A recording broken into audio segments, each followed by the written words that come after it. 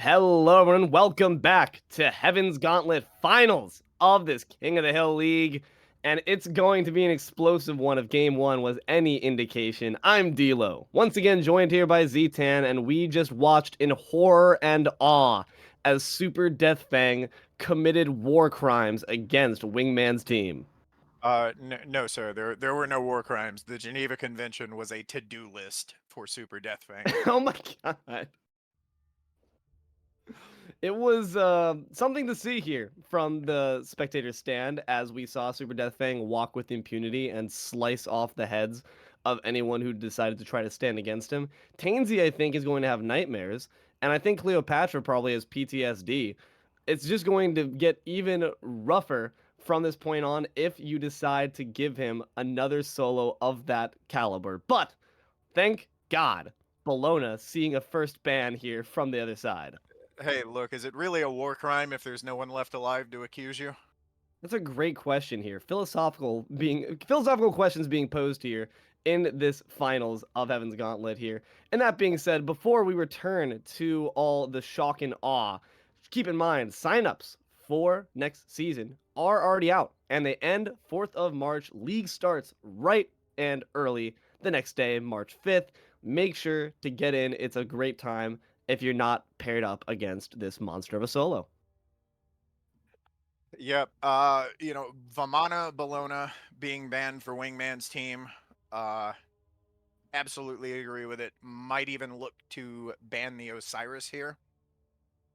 Um, because Osiris at this point in the meta can be just as destructive as that Bologna, but they're gonna ban the Maman. And we're going to Control alt, lock going back in the to Hachi. Hachiman instead. It seems we're going to go with the run back. Athena is still being heavily prioritized. Might just be Wingman's first comfort pick. But how do we feel about that being where we look to, that dual lane matchup, rather than maybe that solo? Well, I don't hate going back to the Athena. Athena is kind of in the same position that Ganesh is support wise. Like, there's almost no matchup you can't play it into. It's almost always good. Very solid pick all around, and there is the on her. That's fantastic. So, Very happy to see that. yep. That was what we were talking about at the end of the last game. Maybe switch up this Uller pick a bit. Now you've got something with some better pressure, some CC immunity on the alt. You've got the natural prot shred. You've got the 2 to get somebody off you. Very solid pick. Space control might just be the name of the game here for Wingman Ghost, but you know what that Uh-oh. opens up? This is they were fearing game one, and unfortunately, those nightmares are being made reality. Wavy's going to be riding Suku into battle with this Owelix pick. Uh, oh, brother. Oh, brother, indeed. But on the bright side, they don't have the Ares secure just yet for that very easy setup, but Kukulkan will also join the team. Awfully scary damage here, but the question is, what will be used to secure it? Well, so Maroon now have probably the number one picks in both the carry and the mid roll. That's scary. Definitely not what you want to be facing up against, but hopefully gonna find something that can try to shut down what is a very easy to pin down target in the Kukulkan. Serpent for Serpent potentially as we hover this Yorm pick and certainly dive the backline, maybe trying to reverse some of that pressure they unfortunately were under the heel of in game one. But I'm not sure if the Yorm's going to be quite enough just to make the Kukulkan feel a fear for its life just yet. But at the very least, being immovable, not going to have to worry about that Wheelix quite as much. Yeah, the thing that this Kukulkan brings to your team fights, it just that Zephyr hits for a crazy amount. The whirlwind, you cannot with 5 paragraphs worth of words overstate the capability of that whirlwind to zone your opponents in objective fights, in team fights, in jungle fights. That whirlwind can create space the likes of which you almost can't find out of another god. The 9 winds is a great secure. There's a reason he's always banned. And it's not only just zoning and space control, but it's also forcing your opponents to where you want them to go. You can put them in a box. You don't even need the pillars to make the enemy go where you want them to go. And if you can control that space, the things like the Honor, the things like the Athena that are really good for positioning, their advantages start to kind of be thrown to the wind here. Thanatos is going to be banned out, and Osiris as well on the reverse side. It's just an absolute laundry list of solos we don't want to see. Yep, they have decided to go with the Paul ban tactics here. And just anything you think the man could play, get it out of there. I love the Osiris ban though. You know, kind of scary to let that slip through for that first round of picks, but they got the opportunity to make it go away. So good looks for Wingman's team. But I think that is a show of confidence on the side of Maroon that whatever we put Super Deathfang on, he can perform to that same caliber of quality. And by doing that, by waiting to get that solo for your last picks, you are sending a bit of a message that, hey, we're okay with you tossing a bunch of bans into that because we're just going to pick the top gods in every other role. Yeah, you know, and that's what you get when you have a player put on a personal performance like that and they're getting the bans thrown at them. All of a sudden, your other players who were performing well now get some of these crazy picks. Player 6 has entered the battlefield. You know, sometimes in order to win the game, the Pyromancer wasn't enough to help you. Now you got another player. It's honestly a 7v5 now, if you really think about it in that sense. But yeah, sometimes you need a bit of a Oh, handicap match when someone's just going that hard on a god. But Super Deathfang hovering the Achilles, Achilles. Ferendum hovering the Ymir, locking it in, making himself my favorite player in this game. Speaking of top picks, this whole time I've been so focused on Bologna and Osiris that I forgot about Achilles. Achilles is very, very strong right now. Uh, Albeit for different reasons than Bologna, but nonetheless extremely arachne. Come on, do it. Do it. You know you wanna. This is like actually just all my favorite gods here locked in. Well, two of them, Arachne and Ymir. I'm an absolute degenerate, I know, but that could be such a fun matchup. I don't know about effective, but fun for sure. Hubwa might be a bit safer of a pick there, my friend, if you're looking to win this one out. But Set, also being however, we're just gonna flip through every single one of them. What do we think they need to secure their comp as a good, well-rounded one? Honestly, the one that he just covered, the Thor, I I like that Thor pick here. You Double have a dunk is certainly an semi-global? effective means. Yeah, like you've got a semi-global, you've got decent pressure, great clear, and the potential to create space in a team fight, which Rat also has. I mean, Rat is just a mini Thor. But the question is then, why would we go with the rat instead of the Thor? What do you think Peaks is thinking as far as the advantage that the little squirrel provides over the Norse God of Thunder? Well, Rat has Prot Shred on his 2, which, you know, if you're having the same problem this game that you had last game, which is not killing Deathfang, that does give you a little more potential to do so. That's a really fair point, actually. So maybe they're preparing some contingencies, got their Batman going on right now, because they know that should we let Super Deathfang get even a smidgen ahead, it could immediately snowball out of control. So they do have the Prot Shred inherently with the On Her passive. You do have the Prot Shred inherently with that Rat. So this could be a potential means of getting yourselves back into a game, even if Super Deathfang tries to do Deathfang things. Now, I'm going to ask you the same question here that we talked about before. Early game edges as far as where we expect the advantages to lie. What are we thinking? Look, I've still got to go on the side of Maroon here. Um, you Say it know, ain't so, Zetan. Ymir does have the potential to get picked out, but you have Kukulkan and you have Hachi. I, there is just, you know, almost no world where a Kukulkan gets out pressured. He has some of the best early game clear in the entire game. Uh, Hachi's got great pressure. Combined with this Ymir, the wave clear is going to be pretty disgusting. Um, I'm kind of looking for the early advantage to head towards the Maroon side, and I'm kind of looking for the super late to go the same way. Yeah, hopefully going to maybe be a Cinderella story here for the members of Wingman's sorry ass team. Hopefully not going to make his team name actually come to pass because as much as I love Ymir, I also love a good comeback underdog story, and they certainly coming back from such an explosive performance from Maroon are looking to be in that position, but they're coming back with some great answers, I think. They've listened to our advice. I think they recognize the problems in their prior comp and the problems in their opposition as far as what they need to do to try to dismantle some of that momentum that Maroon's got going. Yeah, and you do definitely have a lot more here coming out of the on her. Hera not necessarily safer than the Shell, but she does have that facet of like, okay, I don't have a movement ability, but I will drop Argus on your head. And that's enough. That's honestly enough. That is usually enough to get someone out of your face.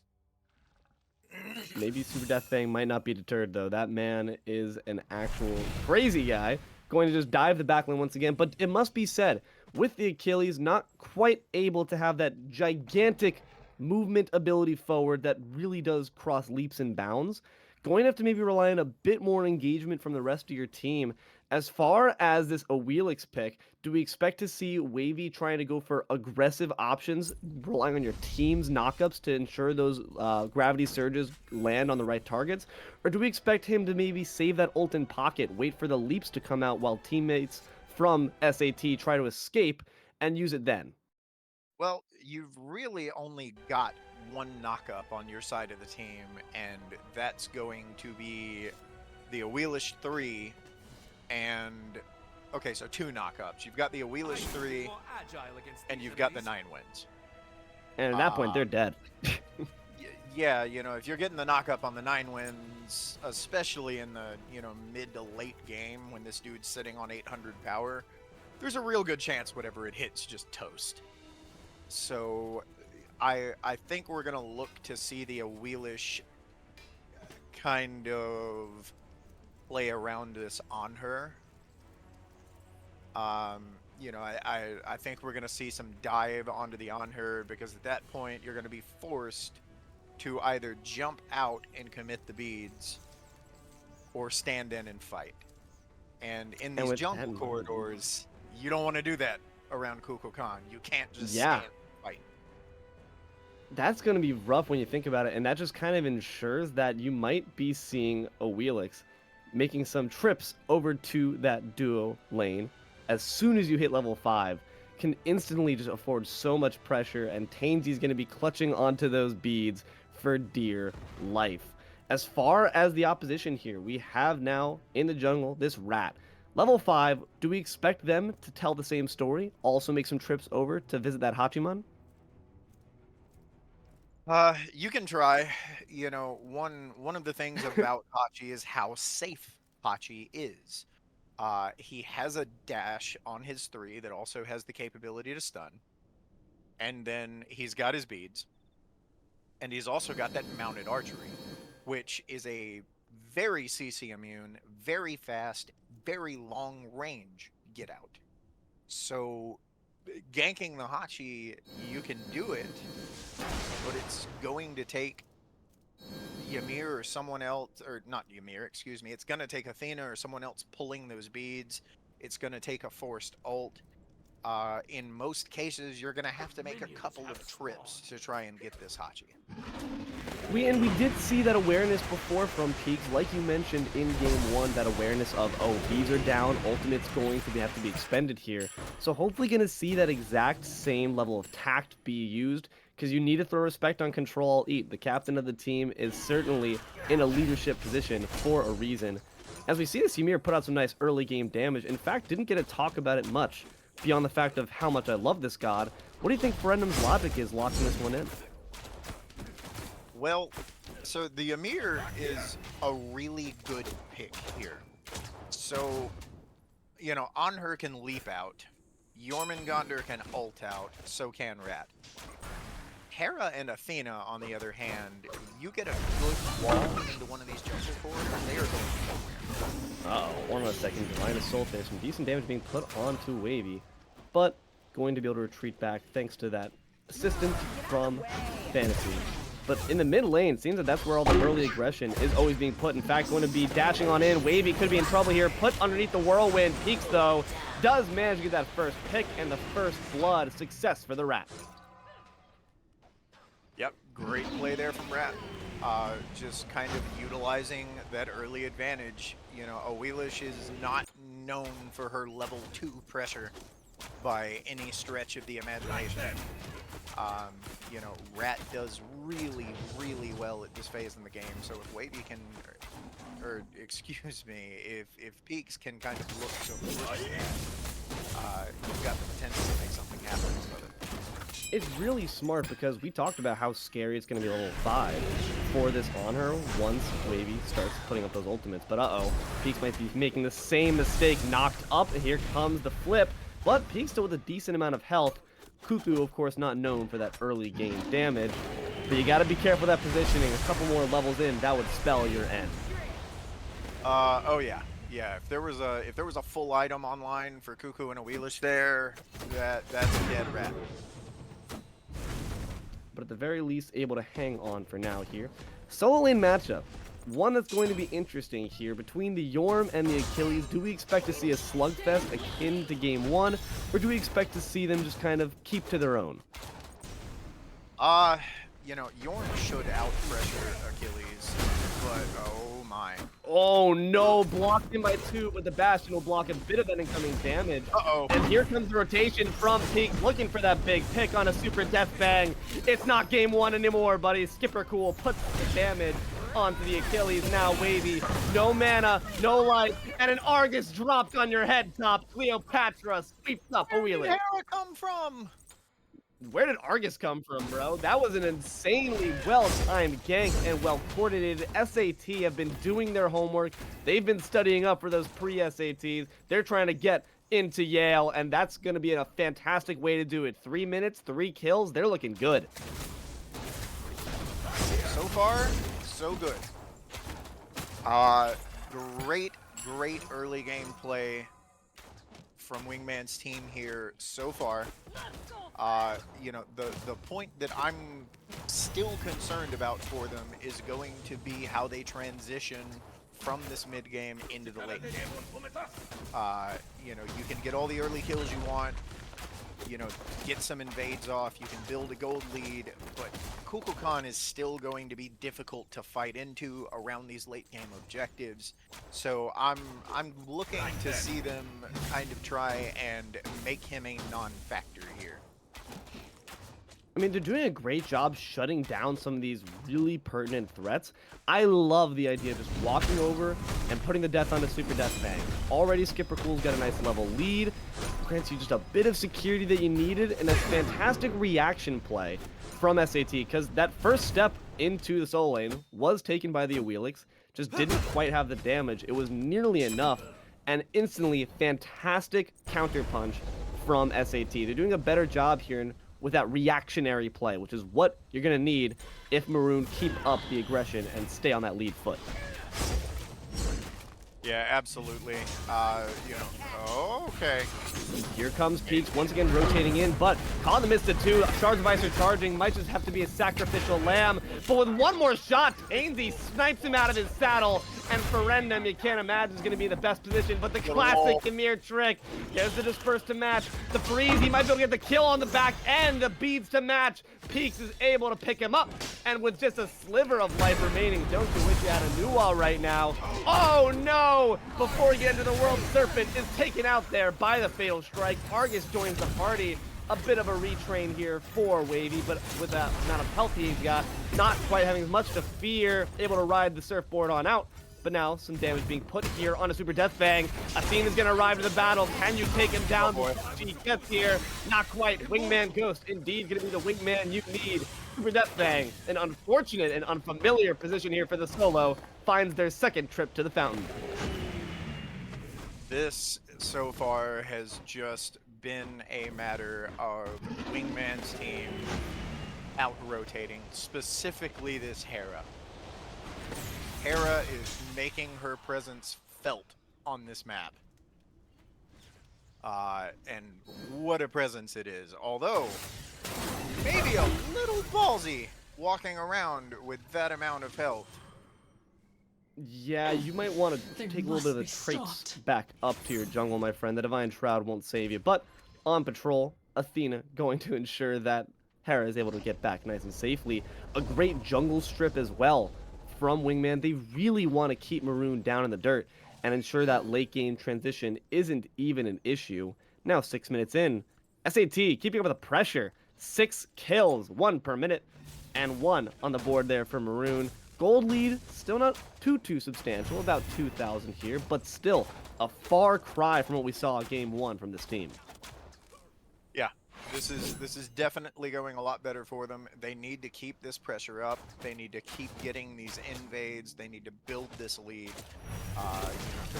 Like we talked about earlier, the late game scaling for Maroon is terrifying. So you've got to stop them from getting.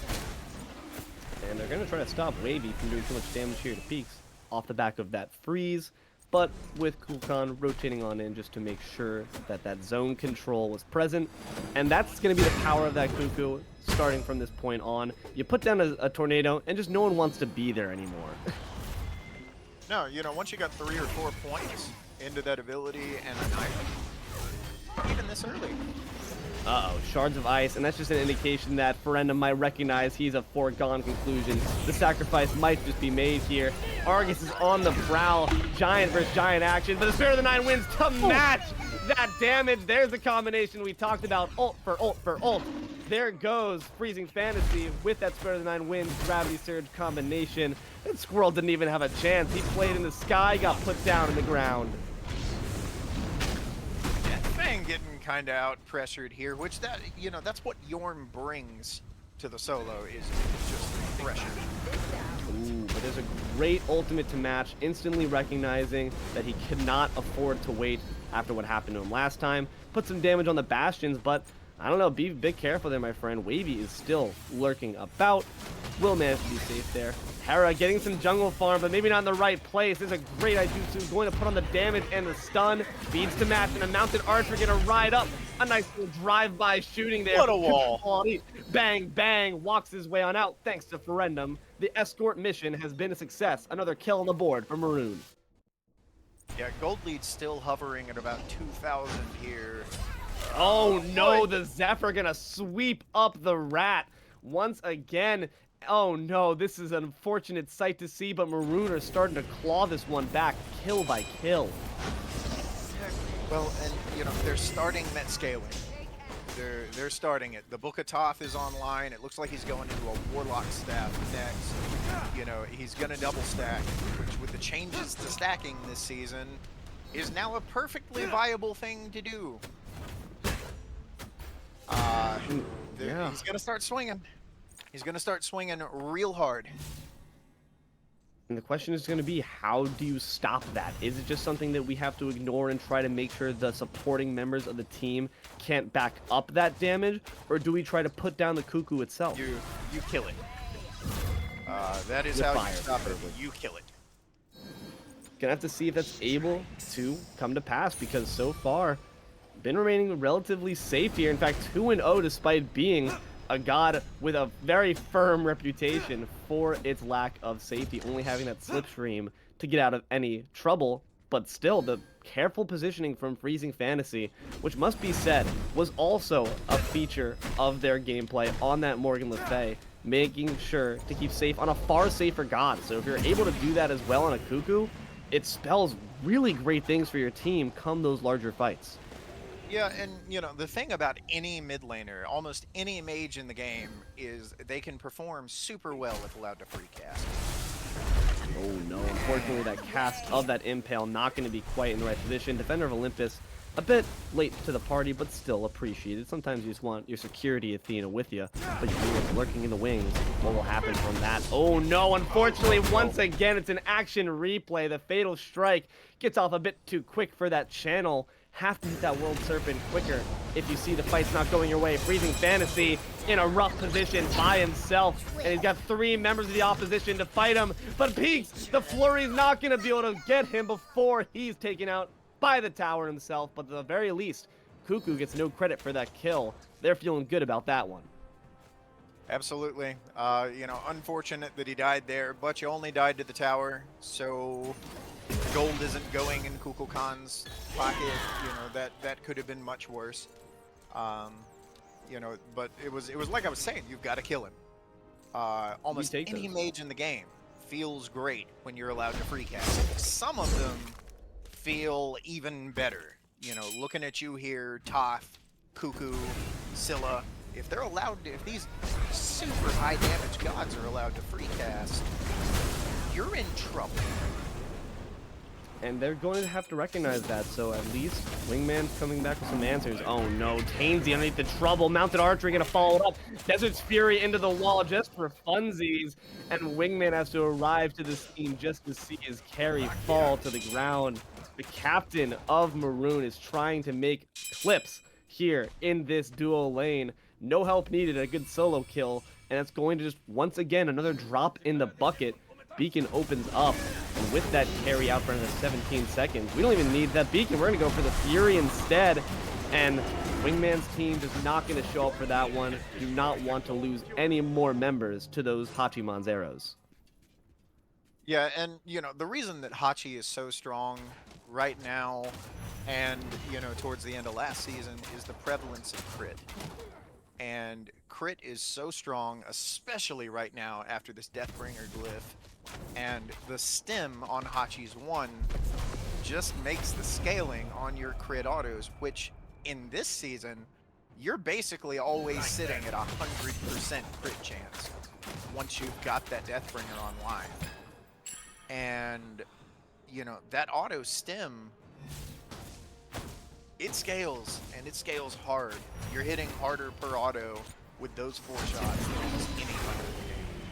This Ice Shard's not going to hit quite as hard as you might hope against that Athena. Meanwhile, in the mid lane, a bit of a scrap between the 3v3 core, but deciding to just call this one a draw, amble your way over to that Pyro, potentially to bait someone in for another fight. You do already have the Whirlwind down, but God knows that thing comes up quickly. But Argus comes down quickly on a Ferendum's head. Rotation here, and the Spirit of the Nun wins. Gonna hit none. Dodge there by the Rat. No, not quite. Freezing Fantasy gonna put down the damage by Cleopatra. Fantastic kill on the Cuckoo. Argus is still around, just earning the ire of that FG. Peaks picks up Wavy, and the only one remaining is Achilles. Super Death in an unfamiliar position once again, but does have that threshold secured on the Peak, but blocked there by the Serpent. Fantastic body blocks. Argus is still around. The 1v6. You can't win those odds this game, Death. They're pulling the fire. Why not? 13 minutes in, sure. Controlled Etho. Might have something to say about it, though. Could be some big damage put on here. Nice bead to ensure a bit more. Cleopatra goes down for 1. This could be crazy if he ends up getting a few more basics on the right targets, but blocking him on out. Skipper Cool knows he's got the health and the heft to make sure that Control Alt Eat is put back down in the dirt. He got him off fire. And good sacrifice. I mean, 1v5, you know, you're already ahead. He's already ahead in the lane. He's not losing anything for it. You got him off fire. And honestly, that was too close for comfort if you're Wingman's game. He almost got a lot there. And Maroon are still going to actually manage to get the objective betterment of that trade, picking up a nice Pyro for themselves. Looking at the kill board here, it's 7-13 about 15 minutes in, but Maroon still managed to have the gold lead.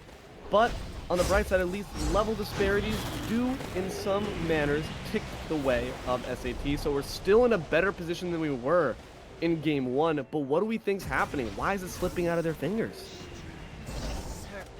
Well, it's kind of what I talked about. It's this scaling, and it's going to continue to be a problem, and the later it gets, the worse it's going to be. Kukulkan almost has both of these items completely stacked. He's going into the Staff of Mirrodin here on the backside of that Warlocks. Oh, this is huge CC combination. Brilliant coordination with the Impale into that through the World Tree and then into the Desert Fury. And now the Ymirs get to feel that same pain, a big double freeze, but the bees on both, they want this block of ice melted. The taunt's gonna finish the job. Wingman, truly the ultimate Wingman, going to sweep up the rest of the duo lane. Wavy can do nothing but secure a green buff before fleeing the scene. SAT trying to show some signs of life after some unfortunate engagements, now marching down 4-man deep into this left side. Yeah, not much they're going to be able to do to stop them from taking that T2, although it looks like he may try. Throws out a little bit of a gravity surge, some decent damage there on a Tainsy, and the Spirit of the Winds has been expended in the meanwhile, but all having to flee the scene. No member of Maroon is safe. They got their ultimates off. But what did they get for it? Not quite much. They get to see Argus fall, but that's the most expendable member of the team. For now, he'll be right back up in just a second. Wavy does get them off that tier 2, but unfortunately, expends some big ultimates in the process. Uh-oh, I don't know about that one, Wingman. You're cut off from the rest of your team thanks to a nicely placed wall by Ferendum. Control-Alt-Eat finishes up the kill.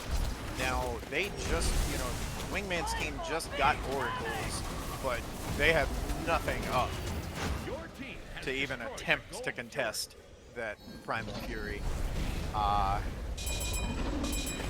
We saw a couple of those in the last game, a fight or a situation that started out really, really well for Wingman's team, and then Maroon just turned it. That was an issue of positioning, honestly. Athena went back in aggressively, did not have the assurance from the teammates that you would be able to get that damage off. Didn't even have the numbers advantage either. And with that Ymir, we talked about it near the beginning of the game. You mentioned how pivotal that is, that wall, to keep her and Hera from escaping any fight. Athena tried to turn tail, smacked right up into some ice, and got iced herself. So hopefully going to make sure that positioning's a bit more on point, as another beacon is there secured for Maroon. Yeah, and that's just something that, playing into Ymir, he's not a super popular pick right now. Should be. But, of course, naturally. But the thing you have to always worry about playing into him is two things. It's the early lane pressure and the jungle corridors with these walls, because especially on these characters that don't have a way over it, post 15-20 minutes, you get walled in, you are dead. And with no Phantom Shells quite yet on board, could be troublesome. But now Skipper Cool finding himself in quite a bit of trouble. Has to take to the World Serpent. This time, though, does manage to do it before entering any sort of threshold. A 5-man death ball is going to just take down that solo lane tower with the quickness. And Fire Giant might be next. I don't know if they're quite aware of it, though, on the side of Wingman's team. Already brought down to half. They're too busy looking at tier 2s in the left side, and the Phoenix. That's going to be a nice sub-20-minute Fire Giant to your name. Spirit of the Nine Winds secures it. Maroon's feeling good about that one. They can return back with the quickness. Might lose a Phoenix in trade, though, in this left side. Indeed, it could be the case, but here comes Wavy to try to do something about that. Pushed back by the Impale. Doesn't matter. The Phoenix will go down, but it's a sacrifice that Peaks might have to make. Does manage to get into the World Tree beforehand, but now only Hera's on the front lines. Will the Squirrel go back in? Wingman goes caught out by the remainder of the Fire Giant Kid team. Wavy, though, does get picked up, and Peaks might go down next. One more basic will do it, but the dart gets him out of the range. One wall is all that's needed, but it's not quite good enough. Argus is still on the offensive. Cleopatra trying to stop this Ymir with all their might. And Argus is just going to ensure that this Ymir is torn to pieces. Uh-oh, though. Here come the cavalry. Having retreated back from their fight with Wingman, it's going to be an easy sweep up of the Hera. At the very least, you got your little squirrel friend out, but at what cost? Everything. The whole thing. They will take everything, but that at least does get an FG off the side of Maroon. Wavy no longer's got that wrapped around their mid-rift, as well as a left side Phoenix. How do we feel like as far as what SAT traded here? Was it worth what they ended up putting up on the table? I mean, you never want an opposing team to have fire. It's too big of a buff. Now, it's not as bad at this point in the game. You know, the tanks don't have full item slots. You know, they're not tanking objectives for 10 minutes at this point. So like at this point, the fire buff it's something you can mitigate. Getting that left bird there, it's honestly pretty big. You didn't give up too much to get it. I mean, you gave up a couple of lives, but respawn timers are still relatively short. I kind of think that's a win for Wingman's team. The question is, though, what will they do off the back of it? You are now seeing Maroon going to try to use that FG to sweep up some more objectives, picks up an Oni Fury for their troubles, and now going to move down that left side, maybe try to get a Phoenix of their own to counter that pressure. And the question is, on the defensive end, who will SAT play through to ensure that it does not go as poorly as we saw in Game 1? Well, and that's kind of what you've got to worry about here now. You know, the initial engagement, like I said, it was kind of a win for Wingman's team, but now you're getting your towers cleaned out. They're looking to trade this Phoenix back. And Viva looking to trade with some blows from Super Death Fang. It's a replay of Game 1 as he blinks into the back line. Ymir's going to put some decent freezing damage, but the World Serpent's been taken up, and now Hachi's got to flee the scene. Spare the 9 wins, does manage to get some decent damage there. Skipper Cool's looking to be in a bit of a rough spot. Peaks is still healthy enough to get some kills, but Super Death Fang putting an action replay once again. Can he decide to 1v4 the entire team? Doesn't seem like he will be able to. Cleopatra with a sweep of 2 fists from Argus gets the triple on the Deicide, and they're feeling good. Wingman manages to get the defense they so needed. Maroon's down in the dirt. Yeah, and that's a big defense coming out of Wingman's team here. You know, one of the advantages being that Maroon is fighting into fire minions there on top of Wingman's team. They may get another bird. 8 seconds on Wavy 4 on Freezing Fantasy. Ferendum's already back up. It's a bit of a tall order with the health bars that we're rocking here on Peaks and Wingman. They're going to have to opt to just flee with what they have in pocket, but what's unfortunate is now that left side bird will come up without an issue. Hachiman taking to that left side lane to ensure no fire minions can approach. But with FG coming back up soon, the ties will be even. The scale will be balanced. The question is, who will end up on top? If you're Maroon, are you letting SAT decide the pace of battle? Are you letting them take control of the FG pit? Or are you still going to try to keep up on the offensive? Well, you know, that comes down to the difference between playing proactively and playing reactively. Maroon are very good at playing proactively. They're good at forcing the other team into playing on their terms. Wingman's team need to look to turn that. You know, the left bird comes back up for Maroon here, and that makes your Deicide almost negligible. There's nothing lost for it. The only thing you got out of it at this point is morale. But hold on, maybe gonna get a kill on top of it. Wavy put in the impale by your own Ymir's wall. Ferendum turns his head in shame. Has to suffer a rattle to some punishment.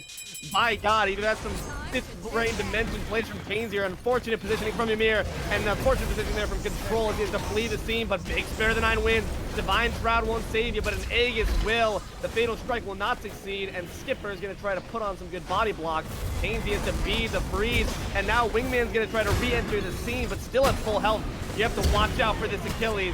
Argus is indeed doing so, has the eye on him, and Skipper has to flee now as well, dropping down to low, and still Super Death Fang, just with a completely clean bill of health, is feeling good. Will march 1v5 with them, blinks in fact, to look for the kill on the Wingman Ghost, trying to take down the team mascot, but Argus has something to say about it. A huge wall blocks him on off. But the damage is still coming down. The Polymorph is going to stall him out for a little bit longer, but Freezing Fantasy could be in some trouble. It's a carry for carry exchange. They're both out of this one. No more basic damage. Freezing Fantasy, though, still putting molly-whopping amounts of damage, gets the double on a Wingman Ghost as well as Skipper Cool. The front line's been obliterated, and Super Death is at liberty to continue the march down. Might be having second thoughts, buyer's remorse, but some abilities are off the mark there. You have the Royal Assault, but is it enough? You have the 10,000 gems, but will that be enough to cover the medical bills of SAT? Seems for now it's going to be a truce in the fight, but my god, was that a bloodbath. Absolute bloodbath. You know, And he's what we saw continuing the there. offensive. Oh, he doesn't Threshold care. secured. This could be troublesome. Super Death Fang. And you have Rat in the sky because the FG's being engaged on by the other one. Spirit of the Nine Winds not enough to secure. Can he get the kill?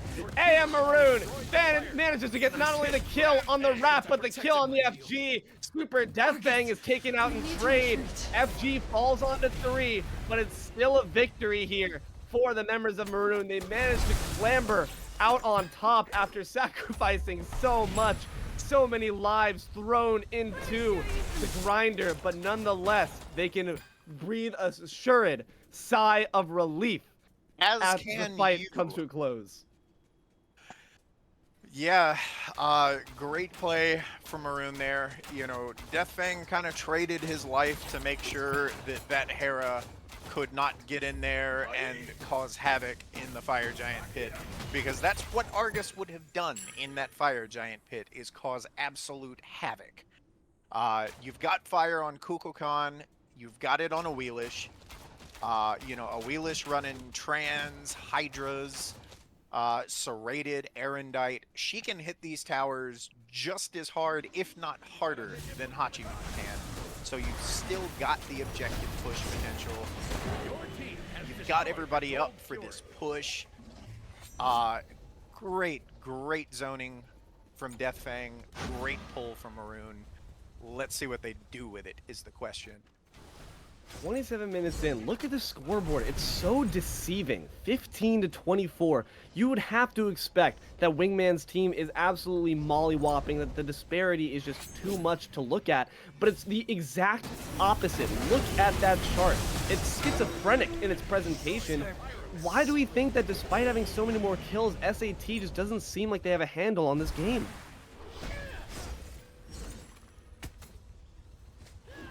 Oh, sorry about that. Had a minute technical difficulty. You know, Forgiven. at this point, you know, the graph that we pulled up a moment ago, it was absolutely crazy for 27 minutes into a game. You know, I think it was like a 300 XP differential and a 1,000 gold differential before Maroon took that pyro. Those numbers are crazy for this far into a game, especially one with as many kills as we've seen. These teams are farming well, they're fighting well, they're giving up kills here and there, but they're getting returns for it. It's really even and kind of back and forth up to this point. The gold lead is going to kind of pull apart here as Maroon takes out these T2 towers. But the game is still very even. What we are starting to see in these fights, though, is what we talked about in the very early portions, is the damage and zoning of this Kukulkan. You can't fight into it. It's been incredibly difficult for them to circumvent these whirlwinds, to stand up to the strong winds of these Zephyrs, to even do anything but quake in fear from the Spirit of the Nine Winds as it charges down 4-man deep into your team. You got to make sure you're doing something about Freezing Fantasy, but also you got to make sure you're doing something about this Hachi. There's so many long-range threats that can really just cast at you from halfway down the lane and cause problems. But what's the answer? Because like you mentioned, Maroon's done such a great job being productive, it doesn't give Wingman's team a chance to even think about how to dive the opposing backline. Well, and you know, the thing I like so much about their comp is, like, even if you do decide to step into these whirlwinds and fight into it, even if under normal circumstances you would have gotten away with it, you now have to worry about Achilles. So you don't have to worry about your health bar going to 0, you've got to worry about it going down, you know, a little under 40. And he can That's a really fair point.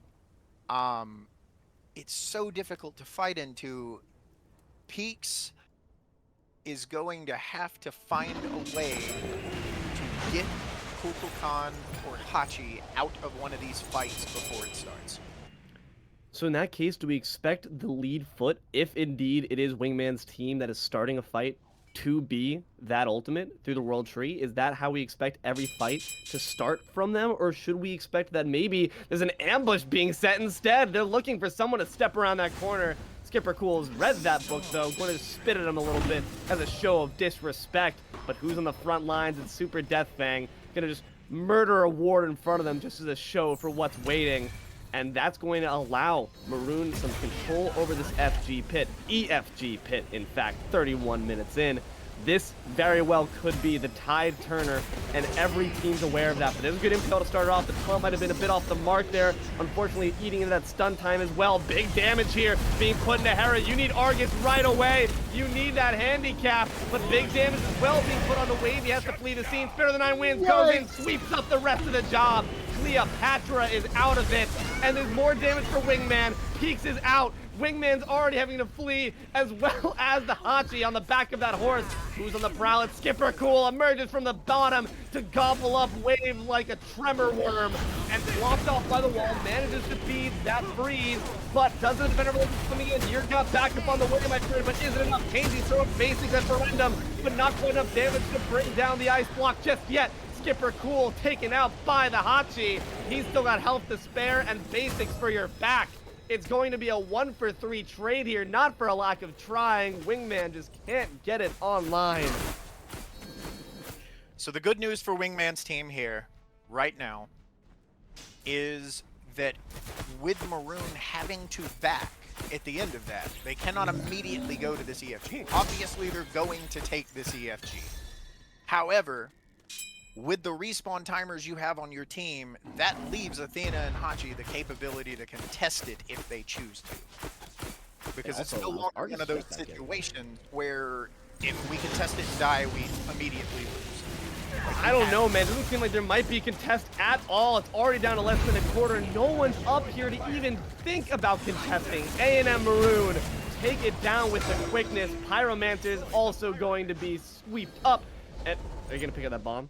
Please tell me someone's going to pick up that bomb. Okay, thank you. Don't forget why you did it in the first place, Achilles. Going to return back for that. We are grateful. To have a stroke. I nearly had a stroke just then. That would have been terrible. Wouldn't have been able to cast the rest of that game. But now, 33 minutes in, again, Killboard reads the way of WAMSAT, but nonetheless, there's still going to be on the bottom foot. As we experience a little bit of a pause here, let's just talk about the game state right now. Break down what can WMSAT do to even try to counter this momentum coming out from Maroon. Well, with everything that Maroon's picking up right now, you know, before this pause, they got the EFG, they got the pyro, they got the bomb. They're now moving for the Oni Fury, it would appear. Wingman's team have a tall order ahead of them to fill. You have EFG on all 5 members of Maroon. Can't quite see the builds at the moment, but I would assume that they are full. Very much so. They are absolutely full. You know, you still have a couple of unfinished items on the side of Wingman's team. Athena maybe going into a spirit robe there, or a mantle of discord. You've got to perform a Phoenix defense here into a disadvantage. Now, you've got the Rattle, you've got the Defender of Olympus, you've got Yorm, you've got the Argus. So you have the ability to make a defense here. But a single mistake, anyone gets picked, you're on her, you're Hera, you know, any of these people go down in this Phoenix siege, and there's a really good chance the game goes down right behind it. And the set as well, keep in mind, is a best of 3. This is what finals ride all on top of. Wingman's team needs to find a way to collect their thoughts and get their heads in the game, or they are looking at a second place for the entire league. and hopefully don't want to end on a sour note here. They have gotten some signs of life. We've seen some fantastic fights, but it just seems like per capita, every kill that Maroon gets has purpose. And when they sacrifice a member, it has purpose, and they'll make sure to pay you back threefold. Well, and that's really what it comes down to is like your micro and your macro play. Um, one of the things that coaches and things like that like to talk about so frequently, it's always, what is our next objective, or what are we getting for this kill? What are we getting for this rotation? Because if the answer is a kill, it's not worth that much. And Maroon have done a spectacular job of making sure that everything they do, like you said, has a purpose to it. Their micro and macro are absolutely on point. Are gonna pull the Oni Fury here. I'm just kind of looking for Maroon to, yeah, it looks like Hachi's, they're all gonna back, they're gonna reset, they're gonna let these Oni waves start walking their way down the lane, and they're gonna make an attempt on the lives of one of these Phoenixes. You can see them milling about, just huddled in fear in that mid lane, not knowing where the forces of Maroon will appear on the horizon. It seems that left side is going to be the Phoenix of choice. We have wards aplenty, but what good is it if you can see them coming, if you can't stop them from walking into your Phoenix and taking everything you own? Have to imagine that initiation might come from the back once again of a blink from Super Deathfang, and if that's indeed the case, just how do you react? I think it's a matter of you disengage and re-engage, because you're not gonna stand up to it outright. So you get it out of your face, and then you think about the back end of it. Have to see if they're able to coordinate well enough, because sometimes we've seen some unfortunate plays where Wingman initiates where the rest of the team isn't present, and if that indeed happens again, it's going to force a full commit from the rest of the members of this team. As we see here, the posturing going to indeed be Super Death, who blinks on in, puts some decent damage on the back end. World Serpent's been entered, going to try to reverse that pressure and force the members of Maroon to not be able to assist their solo. It's going to indeed be successful. Super Deathfang is taken down. The Phoenix will go along with it, and as well as the ult from the Wrap, but Freezing Fantasy with a flourish of the tail. A double kill instantly on a Wingman Ghost and Skipper Cool. The front line's been destroyed by the Spirit of the Nine Winds. So you just guaranteed pretty much the middle Phoenix there. You have no support and you have no solo. This is going to take some serious play from the back line. Ooh, that was a brilliant impale there to back him off. Unfortunately, though, the beads were expended out of fear of the freeze, so didn't quite get the actual advantage from it. Wavy gonna blink on in, tries to get some decent damage, doesn't quite succeed, but the Phoenix does go down, and that's the apple of their eye. With two birds down, Maroon feels good enough to back on out. Maybe set up another cheeky ambush here. Not gonna get the knockup necessary for that gravity surge. Wingman's team kind of advancing a little far into this jungle for my comfort, outnumbered.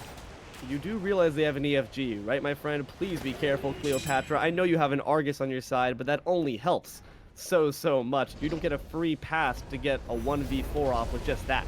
The third Phoenix will indeed go down. A big freeze there on a Tainsy. That beads won't save ya if it's met with a wall. Argus gonna be dropped in just as a bit of a show of force, but it's more bark than bite. Rat takes to the sky. They have 4 members here, can still put on a defense. Farendum is quite low after all. But with that EFG wrapped around his belt, Rat's got to seriously consider his course of action. Does unfortunately miss on a Wavy, but not going to be counted. Oh, he didn't miss. Wavy Here's a big wall. He had the leap there on the very least, but now Titan's down to less than half. The Zephyr, as well as the Spirit of the Nine Winds, going to sweep it on up. Maroon takes the finals of Heaven's Gauntlet. They're going to ascend to the rest of first place. Unfortunately, Wingman's sorry-ass team, they ended up fulfilling the prophecy, going to go down for second.